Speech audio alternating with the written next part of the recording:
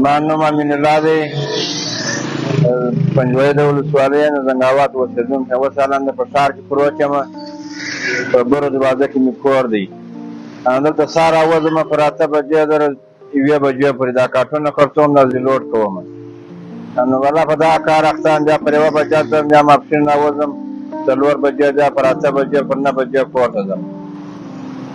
دا کور راپسې دی، دغه ولید مې دلته یو خواري کار هم څه وکړو. والله 100 یا 1.5 پیدا کوو د ورځې، دونې پیدا کوم نه.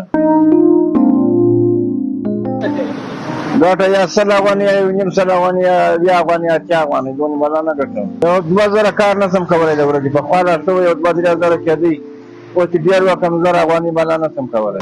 الله شکر دی راځي، نو اوس څه وکړو، نو مجبوره یم. که راځي نو څه هم به راځي. یا هغه مې ورونه دي، هغه سره جلا یو. زه خپله چې یم زوی نه لرم، بیا لوڼې مې دي، دواړې پښې مې پرې دا لاس مې پرې دی. نو بس دا کاټو ته ولاړ یم، دا 18 کاله کېږي پر دغه ځای درېږم.